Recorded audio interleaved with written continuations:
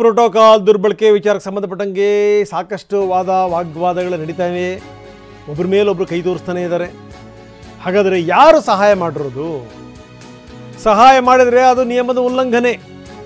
ರಿಜ್ವಾನ್ ಅರ್ಷದ್ ಹೇಳಿರುವಂಥ ಮಾತಿದು. ಯಾರು ಸಹಾಯ ಮಾಡಿದ್ದಾರೆ ಹೇಳಿ?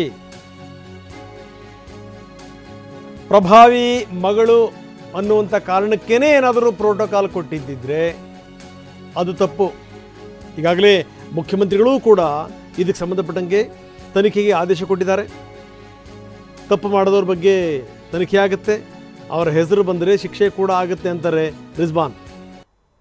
ಸ್ಪಷ್ಟವಾಗಿ ನೋಡಿ, ಇದರಲ್ಲಿ ಭಾಳ ಸ್ಪಷ್ಟವಾಗಿ ಎಲ್ಲೋ ಒಂದು ಕಡೆ ಏರ್ಪೋರ್ಟ್ ಒಳಗಡೆ, ಅವಳು ವಿಮಾನ ನಿಲ್ದಾಣದ ಒಳಗಡೆ ಅವಳಿಗೆ ಸಹಾಯ ಆಗಿದೆ, ಪ್ರೋಟೋಕಾಲ್ ಕಡೆಯಿಂದ ಸಹಾಯ ಆಗಿದೆ ಅಂತ ಹೇಳಲಾಗಿದೆ. ಪ್ರೋಟೋಕಾಲ್ರವರು ಯಾರಿಗೆ ಪ್ರೋಟೋಕಾಲ್ ಕೊಡಬೇಕು ಅಂತ ಸ್ಪಷ್ಟವಾಗಿ ನಿರ್ದೇಶನ ಇರುತ್ತೆ. ಯಾರಿಗೂ ಅದನ್ನು ಮೀರಿ ಪ್ರೋಟೋಕಾಲ್ ಸಹಾಯ ಮಾಡಿದರೆ ಅದು ನಿಯಮದ ಉಲ್ಲಂಘನೆ.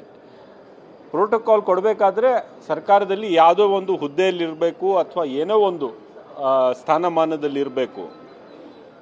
ಇವರು ಯಾರೋ ಆಫೀಸರ್ ಮಗಳು ಅಂತ ಹೇಳಿ ಅಥವಾ ಏನೇ ಮಿನಿಸ್ಟರ್ ಮಗ ಅಂತ ಹೇಳಿ ಪ್ರೋಟೋಕಾಲ್ ಕೊಡೋಕ್ಕೆ ಬರೋದಿಲ್ಲ. ಅಲ್ಲಿ ಕೊಟ್ಟಿದ್ರೆ ಹೇಗೆ ಕೊಟ್ಟರು, ಏನಾಯಿತು ಅಂತ ತನಿಖೆ ಮಾಡ್ತಕ್ಕಂಥದ್ದು ರಾಜ್ಯ ಸರ್ಕಾರದ ವ್ಯಾಪ್ತಿಯಲ್ಲಿದೆ, ಅದು ಮಾಡ್ತಾ ಇದ್ದೇವೆ. ಸೊ ಅದು ಹೊರಗೆ ಬರಬೇಕಾಗುತ್ತೆ. ಸಚಿವರ ಹೆಸರುಗಳು ಕೂಡ ಕೇಳಿಬರ್ತಿರುವಂಥ ಸಂಗತಿ.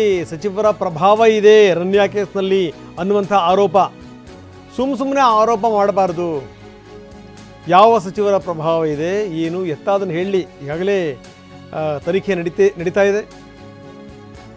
BJPಯವರು ಯಾರಿಗೆ ಬೇಕಾದರೂ ಮಾಹಿತಿ ಕೊಡಲಿ, ಬೇಕಿದ್ರೆ CBIಗೂ ಮಾಹಿತಿ ಕೊಡಲಿ. ವರದಿ ಬರಲಿ, ಬಂದಾದ್ಮೇಲೆ ಯಾರು ತಪ್ಪು ಮಾಡಿದ್ದಾರೆ ಅಂತ ಗೊತ್ತಾಗುತ್ತೆ ಅಂತಾರೆ ರಿಜ್ವಾನ್ ಅರ್ಷದ್. ನೋಡಿ, ಈಗ DRI ಏನು ಇನ್ವೆಸ್ಟಿಗೇಷನ್ ನಡೀತಾ ಇದೆ, ತನಿಖೆ ನಡೀತಾ ಇದೆ, ಅದು ಕೇಂದ್ರ ಸರ್ಕಾರಕ್ಕೆ ಮತ್ತು CBIನೂ ಕೂಡ ಕೇಂದ್ರ ಸರ್ಕಾರದ ಅಧೀನದಲ್ಲಿ ಬರುತ್ತೆ. ಎರಡು ದೊಡ್ಡ ಸಂಸ್ಥೆಗಳು ಅದರ ಪರವಾಗಿ ತನಿಖೆ ನಡೆಸ್ತಾ ಇದ್ದಾರೆ. ಯಾರು ಇನ್ವಾಲ್ವ್ ಇದ್ದಾರೆ, ಯಾರಿಲ್ಲ ಅಂತ ಅವರು ನ್ಯಾಯಯುತವಾಗಿ ತನಿಖೆ ನಡೆಸಿ ಎಲ್ಲರಿಗೂ ತಿಳಿಸಲಿ.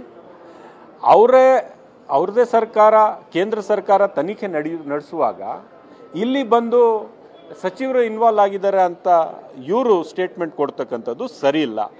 ಆ ಥರ ಅವ್ರಿಗೆ ಮಾಹಿತಿ ಇದ್ದರೆ CBIಗೆ ತನಿಖೆಗೆ ಅವರು ಆಗ್ರಹಿಸಲಿ.